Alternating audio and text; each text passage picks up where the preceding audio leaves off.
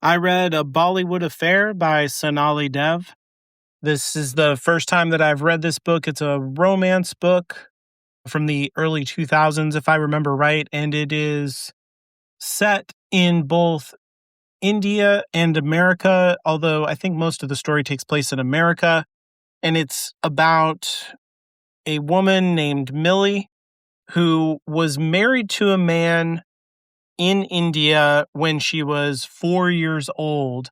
And I say a man, he was also like 4 or 5 years old. And after their marriage ceremony, they never see each other again.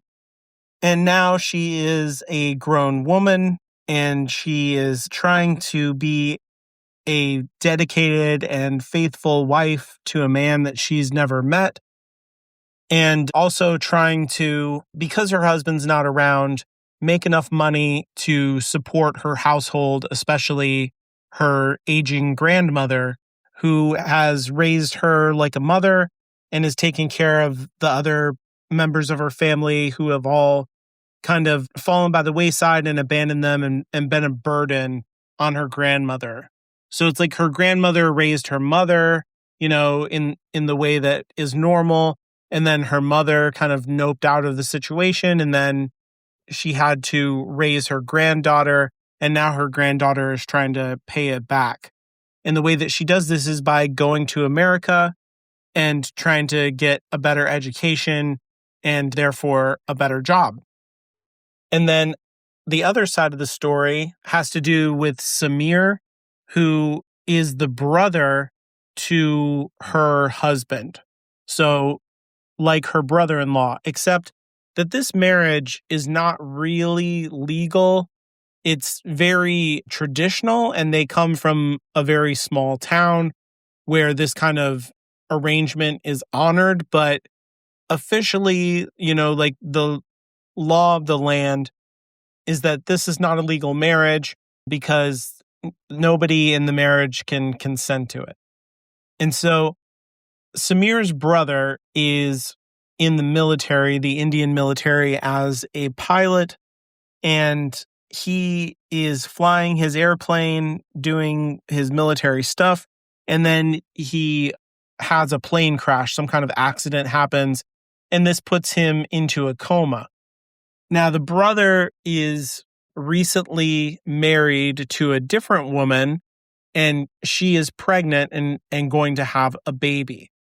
And so this whole situation is a really bad deal because obviously, like a young wife, a kid on the way, this is kind of tragic that he falls into a coma. But also with this other wife out there, it kind of renders his child to be born illegitimate and invalidate the marriage to the woman that the brother is actually in love with. And so this is kind of the main problem for Samir. He goes to America and tracks down Millie so that she can sign some documents that will annul the marriage, kind of like acknowledge that it was never a real marriage and let the brother get out of it. Because if she doesn't, then all of the brother's assets would fall to her instead of the family that he's actually trying to raise and has a commitment to, and that really needs the pension from the military thing if he dies in the coma or doesn't wake up. Samir is he is a writer director in Bollywood and has a reputation as a playboy. The book over and over says that he's a bad boy, but I don't know. Like he's like a super good guy pretty much all the time. The worst thing that he is involved in happens right up front in the story. So he is in a romantic affair that's been going on for 6 months with a rising starlet in the Bollywood scene.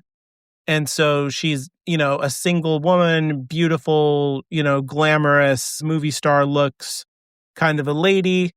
and she is attracted to Samir. He is constantly described as just a perfect 10 hunk, and like, just like he's good in bed, he's good at everything. Like, Samir is a catch, but not interested in settling down.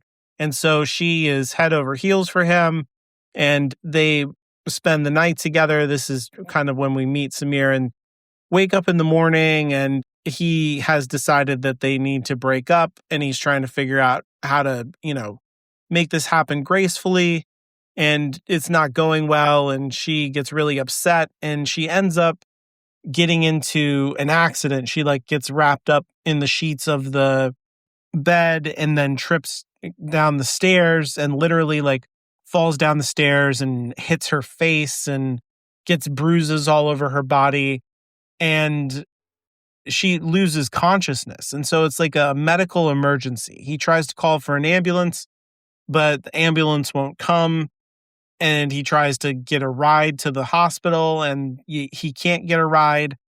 It's a crazy situation.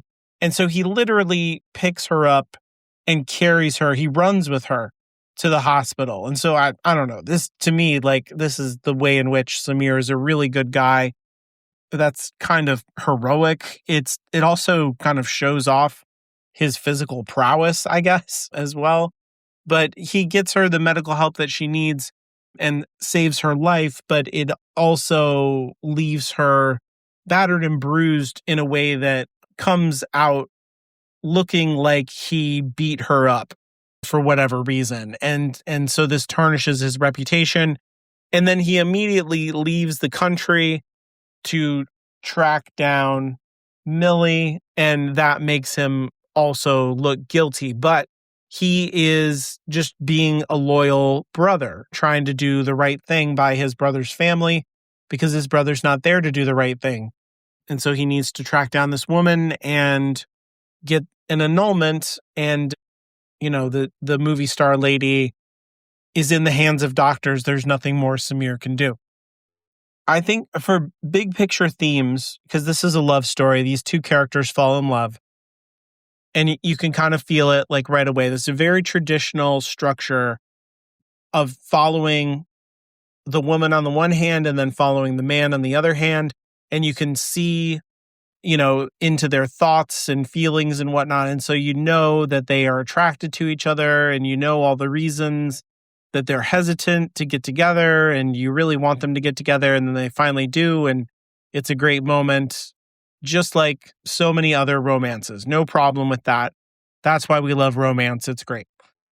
I like this setup in terms of what is the reason that the couple can't be together. I think the thing that I've said over and over about romance is that the story of a romance is only as good as everything that keeps the couple apart. The story's kind of over once they're together. That's a really broad claim. I can think of lots of romances off the top of my head where that's not true. But I think for me, that tension of, how's it going to happen? When's it going to happen? And the longer that gets drawn out, the more I like the romance. So I really enjoy that tension. So this setup of it's the brother-in-law, he's showing up under false pretense. He doesn't tell her his real name. And so he has this big secret that he can't tell her. And he also has this really important, pressing goal of annulling the marriage before the baby is born. And, hopefully his brother wakes up from the coma. And then Millie, on the other hand, can't give in to her attraction to Samir because she is a loyal wife, and like her entire life is about being dedicated to this marriage and telling herself over and over and over that she is in love with her husband. And so this would like destroy her sense of identity and really mess up the entire like thing that she has devoted her life to. And so that whole situation, I think, is a great reason for them not to get together. And so that is where all the tension in the story comes from. Symbolically, like thematically, I think what is really strong here in the story is that Millie is making a choice that she is in love with the brother, and that, this is her husband. She loves him. She's devoted to him. And that in Millie's mind, love is a choice. Marriage is a choice. It is an obligation. It is wrapped up in your identity and your honor. It is something that you do. And the attraction that her and Samir have to each other, and since Samir is a playboy, like he's constantly giving into that physical attraction with different women, he has no hesitation the way that Millie does about entering into a romance with someone. He's just gonna, jump into the sheets and jump back out again, no big deal. The thing that he doesn't have is the thing that Millie does have: a sense of commitment, a sense of choosing the relationship. And he's never had the kind of feeling about a woman where the feeling won't let him go. He is attracted to the woman, they have fun together, and then it's over. They just kind of like the feelings fade and you move on to the next person. What they feel between them, on the one hand, for Millie, is like spontaneous, it's irresistible, it can't be ignored, it can't be chosen, it has chosen her instead. And it's the same thing for Samir, like it won't let go of him. He is thinking about Millie all the time. He can't stop picturing her, he can't stop thinking about her.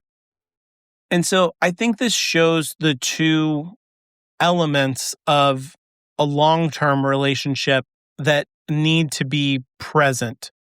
And so often in love stories, I think we just get the big kind of flash in the pan attraction, all of the sexual energy, and there's an emotional component often that supports it. But what I like about this story and what I think is unique is the way that Millie is committed to her husband and the understanding that she has that there is an element to love that is a choice, because they are irresistibly attracted to each other. They get pulled together. I'm just going to kind of skip all the plot. Like they just fall in love. Like Samir wastes all of his time. He never tells her like who he is and about the annulment and stuff. He just keeps coming around and around and around and flirting with her, and they just get more and more into each other until finally they, like, on the one hand, I guess I will talk about it. On the one hand, Millie helps Samir with his writing. He's a writer director, and so she critiques some of his ideas, and it really, really helps him. And so I think that shows the way in which there's a deeper connection here than just physical attraction. There's something intellectual, there's something artistic, almost spiritual, that connects them. They have a similar kind of aesthetic taste. He really respects her. He respects her mind. And I think that's part of his attraction to her. And she's also like has an effect on him where she's kind of like a muse. And so she's wrapped up in his work. And then she kind of solves a mystery about his origins. He has this very tangled, traumatic past that's full of pain and is an origin point for why he refuses to settle down. And I think also an origin point for his art, where he's making stories. He's really caught up in stories because he's trying to cope or avoid this open trauma in his past that he cannot escape. And so stories are a way to get away from ourselves. And he's made a successful career out of that. But she brings him back to the origin point of that and gets him back in touch with his actual mother, who he thought was lost to him, and it's very painful for him. And so there's deeper emotional connections, and there's deeper connections in their life than just like a kind of superficial but powerful sexual attraction between them. But they have that too. And so they didn't need to necessarily choose each other in the ways that they did, I guess is what I'm saying. Like, they could be attracted to each other, they could play around with that, maybe do something about it, maybe not. But instead, Samir decided to pull her into his artistic world and take her advice and take inspiration from her and kind of write her into the script in a certain way. And she went above and beyond and, tracked down his family and figured out, even though he doesn't want to talk to those people and he has all kinds of bitterness and resentment, that it would do him good to talk to them. And she really genuinely cares about him beyond, his really big biceps and his amazing smile. So I feel like there's a choosing there that kind of mirrors the way in which Millie was choosing to be quote unquote in love and quote unquote married at the beginning of the story. But what was missing from that marriage, if you could call it that, was the passion, the attraction, the physical presence that these two have with each other. And I think for Samir, there's that element, like I said, that won't let go of him even after they've had sex with each other. And so almost immediately after they get together, the truth comes out about Samir, and Millie gets heartbroken. She feels used. She's very confused. She's so hurt that she won't allow Samir to explain anything. And so he ends up going back to India. He gets word that his brother has woken up, which is the reason for why all the truth comes out. And Millie is left in America. But then Samir chooses to take care of Millie. Like, a big motivation of him at the beginning of the story was seeing Millie as kind of a gold digger, someone who was being opportunistic about taking the wealth of his family, based on a contract from when his brother was a child, and seeing Millie as a kind of opportunist. But once he gets to know her, he sees her sincerity, her devotion, her integrity, and the way in which, she genuinely was kind and charitable to him. And so he tries to pay that back and reward her with some of the family wealth. And this is embarrassing to her. And so she comes to India to give it back. And once she does that, then, there's an opportunity for them to have a discussion, for her to understand the context of everything. And I think most importantly, a chance for them, in the absence of this overwhelming attraction, now that they've had sex with each other, to actually actively choose each other now that the truth is out.